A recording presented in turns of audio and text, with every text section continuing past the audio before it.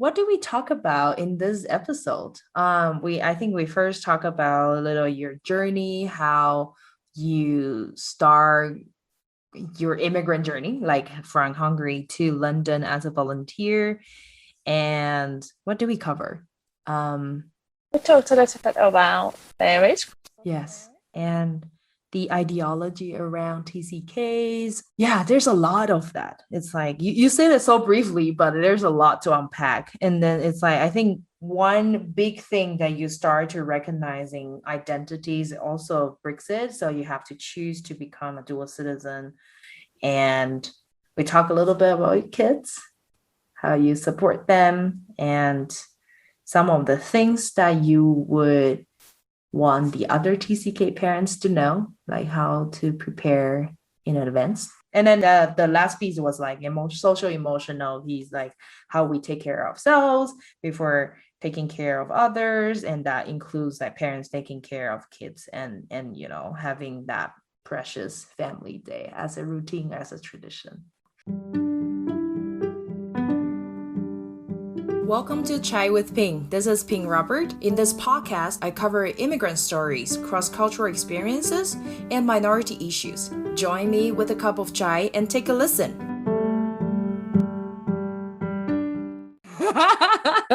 Any questions before we start? No? All right, cool. Let's get started.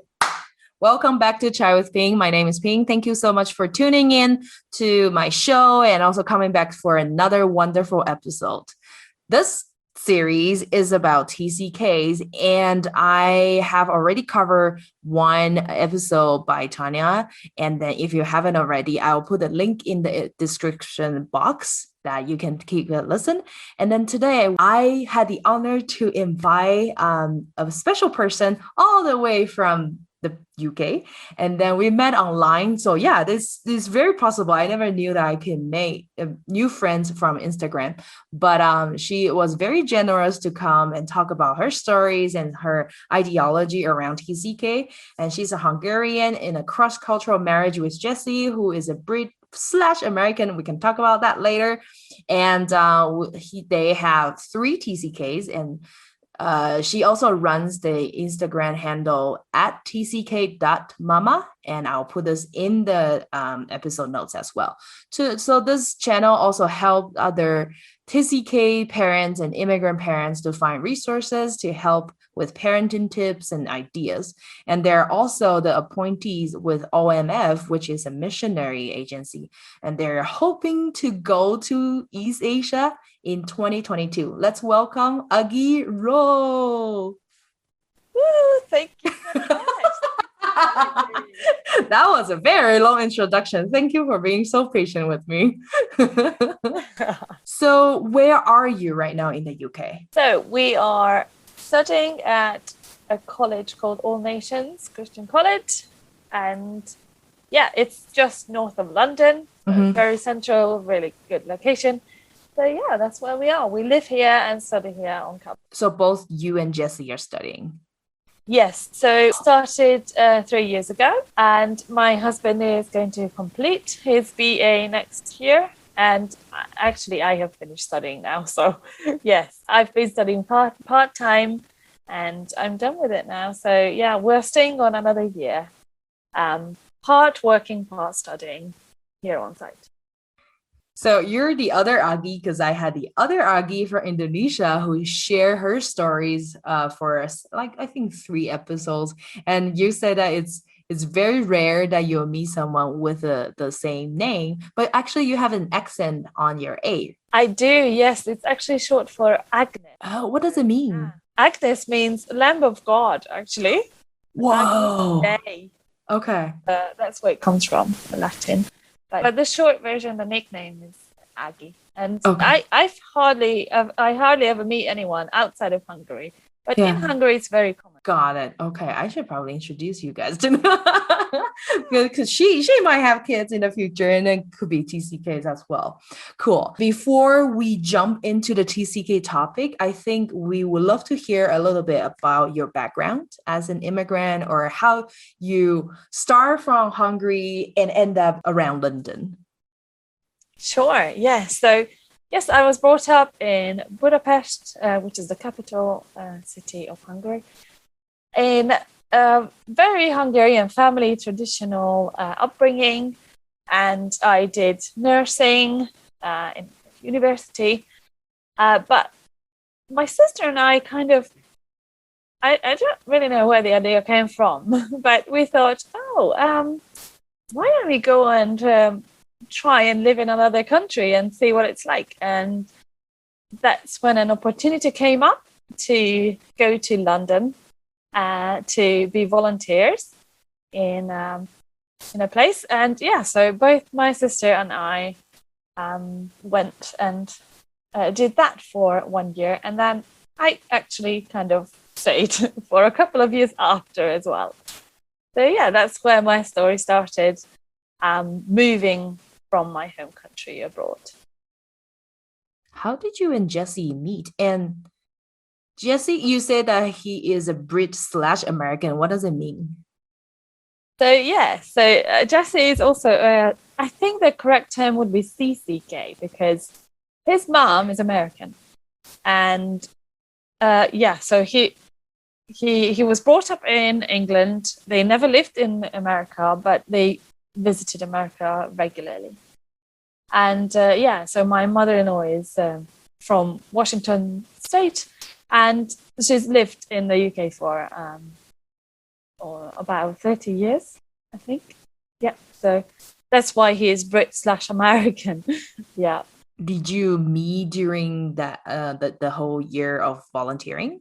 Yeah, so I was a volunteer in a conference centre in Devon called Lee Abbey, and Jesse's dad was working there, and actually Jesse was at university at the time, but he used to come and spend his holidays at Lee Abbey. So that's where we met, and that's where our friendship started and our relationship later on. So I met him here in UK. Yeah, because I'm also in a cross-cultural marriage. And did you consider and reconsider before you got married, or it was like a natural flow? So yeah, it's kind of, we sort of jumped into it naively, really, into the relationship, thinking, oh yeah, this is great. We have common topics. The chemistry is going. Yeah, why not? And then later on, actually, having been married for a year or two, that's when we started thinking, oh, actually, this is not like a same culture marriage.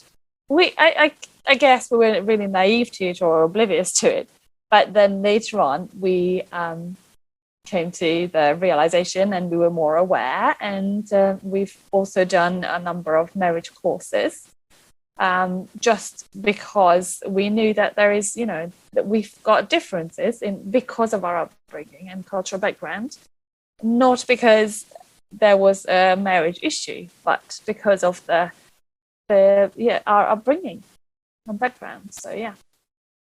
Yeah, I definitely agree. Like the regular same cultural marriage already has its own challenges and like issues to solve, but cross-cultural ones, like there will be another layer to think about.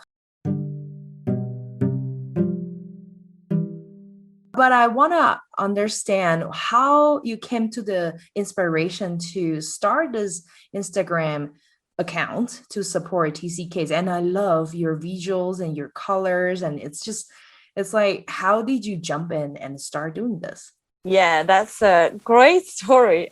It sort of started fairly recently, actually. So Hungary is in the EU, and a couple of years ago when the Brexit vote happened, I had to apply for my settlement here in the UK. So I come from an EU country, but since Brexit happened, all EU citizens have to apply for their citizenship now or settlement. So yeah, that's a complicated, I'm not going to go into it. But basically, when I started this process I need to now do this and make this big step of becoming a dual citizen, hopefully. That's when it really struck me, the idea of being bilingual, binational, bicultural.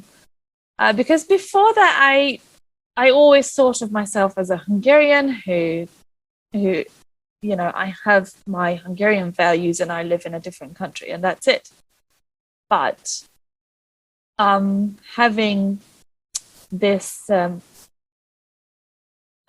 starting this new settlement status application, it made me realize that actually I'm not as Hungarian as I thought.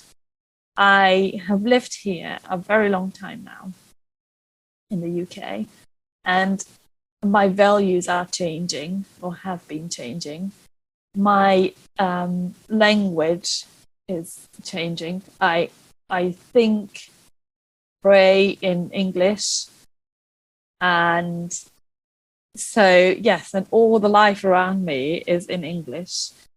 And I think I needed to process this. It was a bit difficult initially, thinking, I suppose I was grieving something which was my identity and going through a process of like an identity change, I suppose. So that's when I started thinking about the TCK, the third culture kids, and how I feel so kin to the idea, and I feel like I go into that category. And then I started digging into it more and more, and that's when I realized, there's so many levels and layers to it, and I feel so connected to the TCK community because being an immigrant and hopefully dual citizen, and not to mention the fact that I have 3 children who are TCKs. And so not just for me, but for my children, I really enjoy digging into this topic and developing a lifestyle that really helps them and me as well. Yeah, thank you for mentioning that, because it's like I was never put into that situation and rethink if I want to become a dual citizen or lose one nationality for some countries that they don't have the privilege of having both. And what are the names of your kids and how old are they? So we have 3 kids. The oldest is Charlie, who is a 7-year-old boy. He just had his birthday last week. Aww. And my second one is a daughter called Sheena. She's going to be 5 soon. And then we have another boy called Enoch, and he is 2.5. Wow, 3 kids in a family. And what are the things that you have seen that, because they're TCK, third culture kids, what are the things that you see that they are different from non-TCKs?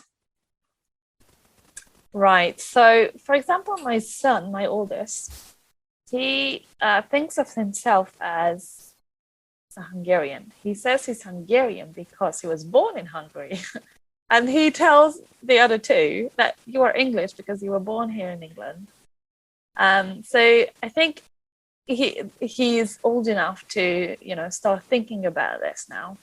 And so now I'm able to explain it a little bit more to him. You're both. You're not just Hungarian, not just English. You're a little bit of both. And also with language, actually, I'm really struggling with teaching them Hungarian because all of our surroundings and life is in English. But when we have visitors from Hungary or when we go and visit Hungary, and my children struggle to understand and communicate with my family in my language, I really see the frustration in them, and they really want to know and connect, and that's frustrating when they can't. So that's really a fuel for me to make it possible for them and help them, and just make them understand that yes, that it's okay to struggle. And I'm exploring this whole idea of validating emotions, and so that they know that it's okay to struggle. So I suppose that Jessie doesn't speak Hungarian. Not very much. We lived in Hungary for a little bit, and he started taking lessons, but he didn't go as far as, so we don't communicate it.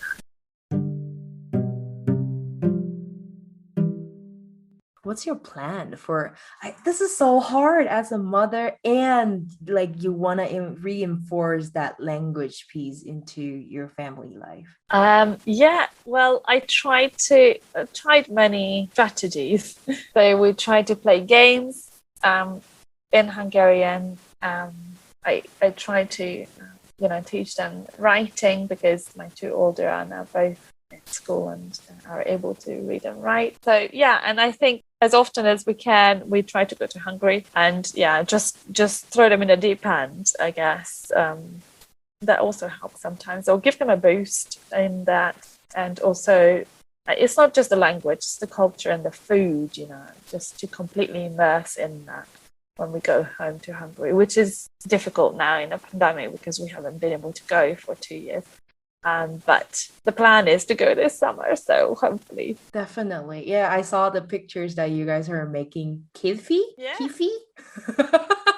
It's so cute. And I love it. I love the content. You should have more like those kind of cultural experience for kids and share with the audience. And so following on that, do you feel there is, so because like you talk about some emotional piece and then validation and all that, I'm just wondering, going through the whole journey, I think it's across more than 10 years now, what kind of emotions do you experience and what are the thoughts around it? Right. So I think first I was a little bit ignorant to it and naive, I guess. Didn't have the knowledge or the awareness. And when I was digging more deeper into it, I was very puzzled and frustrated and sad as well. But that it's all fine. I'm it's all part of the process. And now I'm going through it, coming out the other side, thinking there's so many benefits to this, so much richness in it. And that's also what I want my children to know and feel and learn as they grow up. They say that TCKs might not feel like there's one place that they can call home, but on the other hand, they can call so many places home. So I guess it's a mindset that you need to change to see the benefits of it rather than the struggles. So I think that's where I'm at the moment.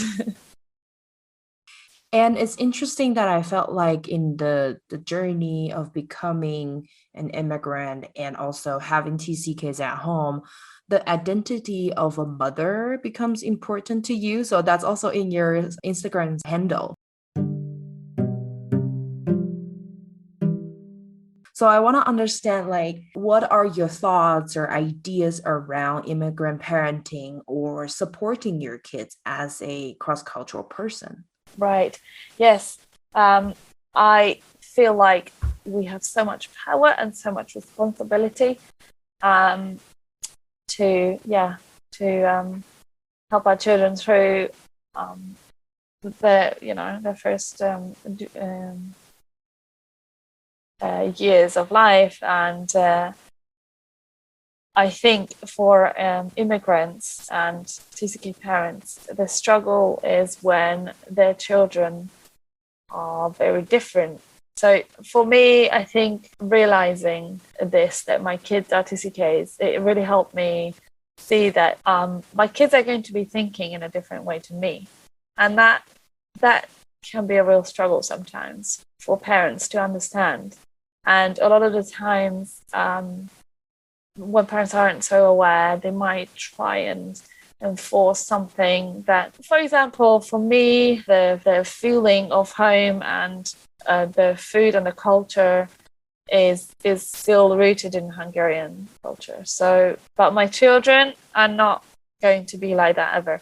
I think it's perhaps even harder for those, like, for example, a monocultural couple moving from one place to another, and that's where they have their children, and that's when they have more of a conflict. For me, I think I have the benefit of being an immigrant and having that in common with my kids, which I really appreciate. And yeah, it was very eye-opening.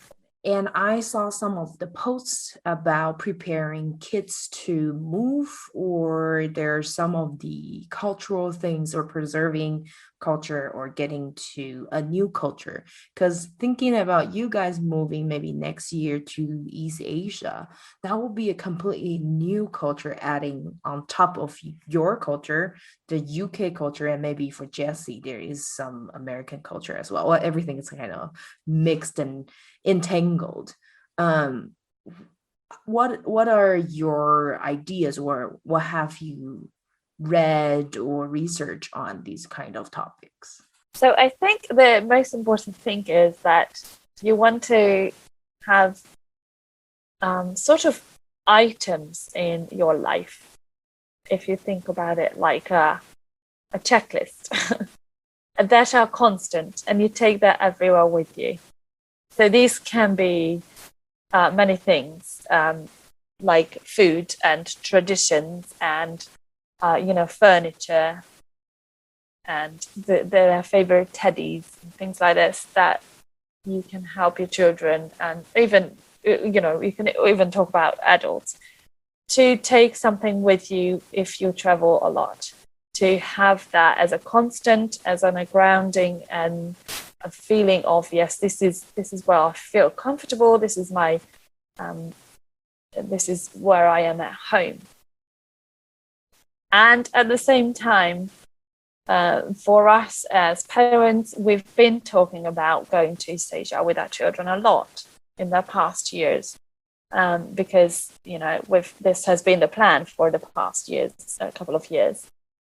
So what we do is we read books with them, we watch films or YouTube videos with them, we try to eat or, try to make their food, and introduce that to the kids. So we don't completely just throw them in deep end when we go, but they have something familiar. They are aware of what the weather is going to be like, that the people speak a different language. And also another thing that's on my list is a great tool for families with kids is research what the people of your destination, the kids of your destination play. So traditional games. So that's another thing that I want to do with my kids to prepare them. That is so creative. I never thought about that. I mean, I use Google Map to show people where I live in Taiwan, and then I show them the buildings. It's not houses and all that, but like games and even just the faces, right? They can get familiarized with the culture, like the landscape and all that. Yeah, that's a good idea. Cool. I'm just gonna write it down. And is there any other tips that parents should pay attention with their social and emotional needs? Yeah, I think regularly talking to them, there are many great agencies or coaches who can help as well. Amazing books out there around the topic, which is, that's what I do on Instagram mainly, to share all these ideas. But debriefing, before, after, with children, according to their age, obviously, and also. Do you provide a way out or solution, or just let it sit? You have to lead them, but you want them to come to their own conclusions. There's so many good tools. For example, one of the books that I recommended on my account is Ulrika Anvik's book, Third Culture Kids, A Gift to Care For. And I think it's one of her tools is that you draw some sort of a vehicle, like a bus or a car, and you have the children to draw or write what they want to take with them and leave behind. So what you want to take, you write it inside the van outline of the van, and what you leave behind is, you know, people or pets or whatever it is. And also you can do the same with emotions. So you leave behind friends, and that's sad, but also you find new friends, and that's good. But you don't want to, what you want them to do is give them the room to feel the sadness and to grieve the loss. So no, don't jump straight into that. Oh, it's all right, because you will find new friends. So that's something that I've learned, that we shouldn't do that, you know, so soon. Let them process it first. Definitely. Yeah. I remember I saw a little video that you made. Is like, after a long day, I think your kids just need a big hug instead of, you know, all the talking and reasoning. And I think as adults, I'm a teacher, so it's so easy for me to reason with kids. It's like, this is not right. That what you're thinking is not what's happening and all that. But we so easily jump into conclusions or solution, but not recognizing the kids probably just need a little comfort, like a big hug.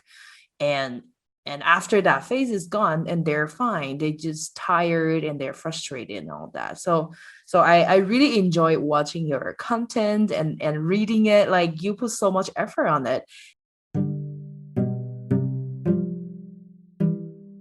Yeah, before we kind of wrap up, are there any last thoughts or anything that you didn't mention that you would like to cover in this episode? I think perhaps one more thing that I would like to say is, towards the beginning of when I started this TCK parenting account, the first thing that really struck me, and I put that quote on the account as well, that caring for TCK starts with caring for the TCK's parents. So, you know, it's about self-care as well. So as parents and as carers, even nurses, teachers, a lot of the times you think about how you can help others, how you can help your own kids, how you can help everyone. You know, a lot of people think in this way, and as parents, that's usually what you do as a mother and a father. And I would say, don't forget to, you know, put your own oxygen mask on first before you put it on your child. Make sure that you have rest. Make sure that you process as well. You let yourself feel the sadness. You make sure that you say goodbyes properly when you're moving, and don't rush into things, and allow yourself to take an extra luggage if you need to take something with you that will make you feel at home and in a new place.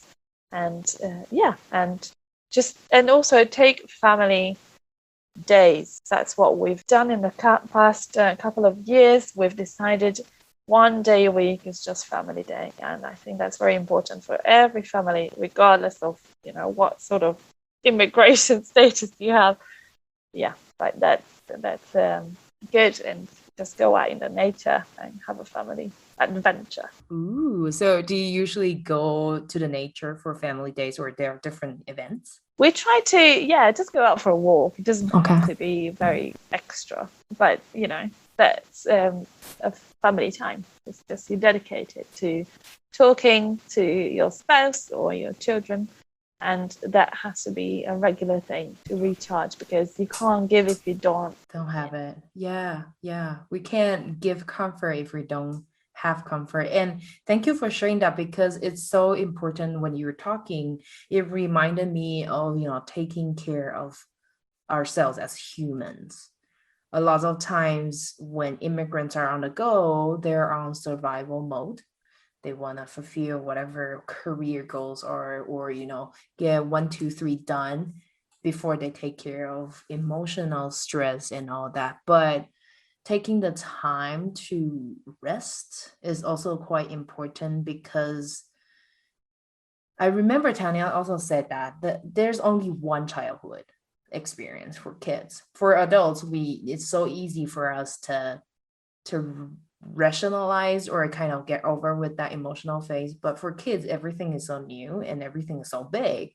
And if we don't take the time to talk about it, to recognize it, or to debrief, like what you said, like putting emotions and then into buckets and all that, it could be like very messy in their little brains. And that's very helpful for you to remind me to, yeah, I think as cross-cultural people, we probably need a little bit more time to process because there's so much happening. And it's almost like the snow globe that we kind of take it up and shake it regularly. And we need more time to kind of decompress and come down to where we are.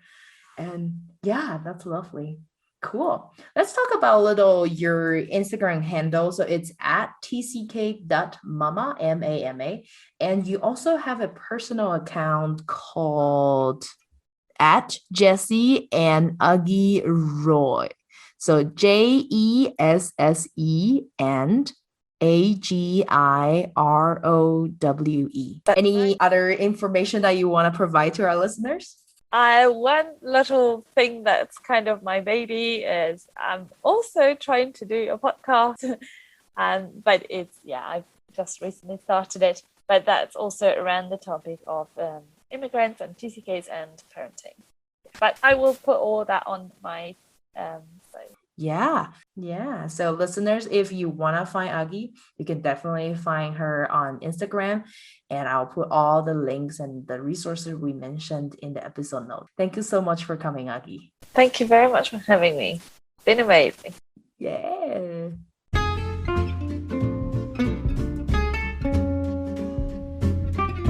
Thanks for listening to Chai with Ping. If you think someone will benefit from this episode, don't forget to share it with them. You can also follow us on Facebook and Instagram. If you like my show, you can buy me some chai with small donations. Details are in the episode notes. Till next time!